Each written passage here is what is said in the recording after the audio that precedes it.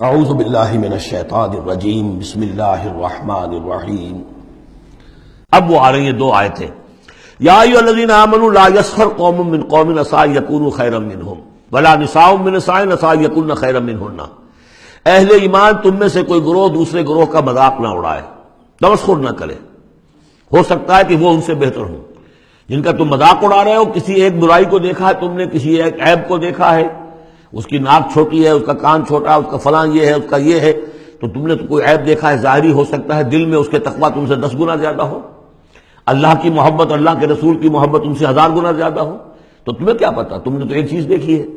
اسی طرح عورتیں دوسری عورتوں کا مذاق نہ اڑائیں، عسیٰ ان یکن خیرا منہن، ہو سکتا ہے کہ وہ جن کا مذاق اڑایا جا رہا ہے وہ اللہ کی نگاہوں میں بہتر ہو ان سے جو مذاق اڑا رہی ہیں۔ ایک حکم تو ہو گیا تمسخر نہ ہو۔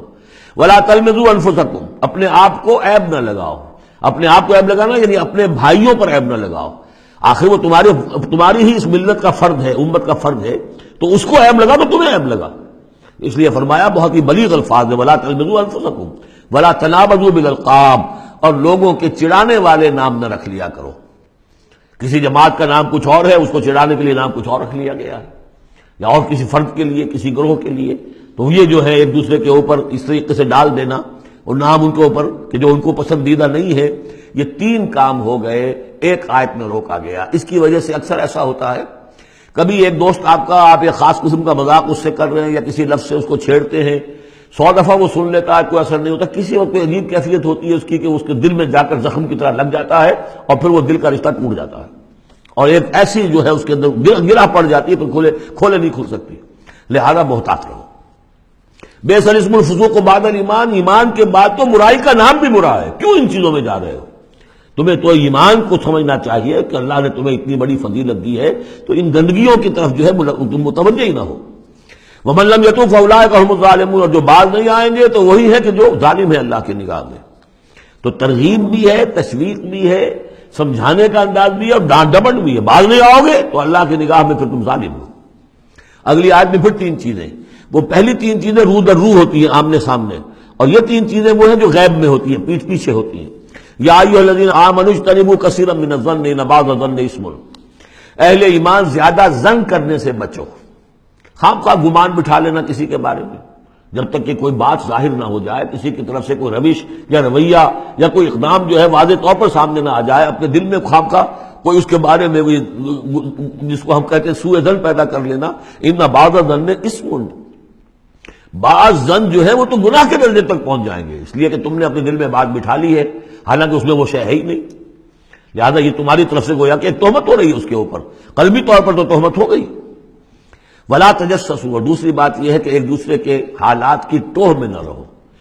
بہرحال اسلامی ریاست ہوگی تو جاسوسی کا ایک محکمہ بھی ہوگا، وہ تو اپنی جگہ پر ہے، لیکن افراد کی سطح پر خام خواہ فلاں اس گھر میں کیا ہو رہا ہے، کیوں ہو رہا ہے، یہ دونوں بھائیوں کے معاملات کیا ہیں، کیا وجہ ہے، لڑائی کیوں نہیں ہوتی ان میں، کچھ لوگوں کی ہوتی ہے، تلاش میں رہتے ہیں ایسی چیزوں کی۔ ولا تجسسوا، تجسس مت کرو۔ ولا یغتب بعضکم بعضا، اور تم میں سے کوئی دوسرے کی غیبت نہ کرے، کسی کے پیٹھ پیچھے غیر موجودگی میں اس کی کوئی برائی نہ بیان کرے، چاہے وہ برائی بالفعل اس میں ہو۔ حضور سے پوچھا گیا کہ حضور اگر وہ برائی اس میں ہو، آپ نے فرمایا تبھی تو غیبت ہے، اگر برائی ہے نہیں تو تہمت ہو گئی، وہ تو غیبت سے دوہرا جرم ہو گیا۔ لیکن یہی ہے کہ کسی مسلمان بھائی کی غیر موجودگی میں اس کی کوئی برائی بیان نہ کی جائے۔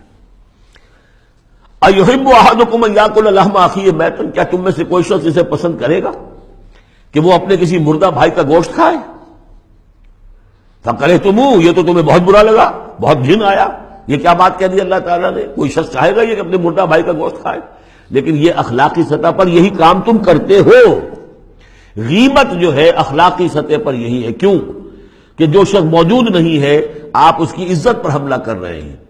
اگر وہ موجود ہوتا اپنا دفاع کرتا، لیکن موجود نہیں ہے، دفاع نہیں کر سکتا، وضاحت کرتا، آپ کو غلط بات سمجھ میں آئی، آپ نے ٹھیک نہیں سمجھا ہے، آپ کو اطلاع صحیح نہیں ملی ہے، آپ 100 طرح سے اپنی حفاظت کرتا ہے اپنی عزت کی، اور چونکہ موجود نہیں ہے آپ نے جیسے مردہ بھائی کی لاش پڑی ہے، جیسے چاہو موٹی جو ہے کاٹ لو، لیکن اگر وہ زندہ ہو تو تمہیں قریب آنے دے گا۔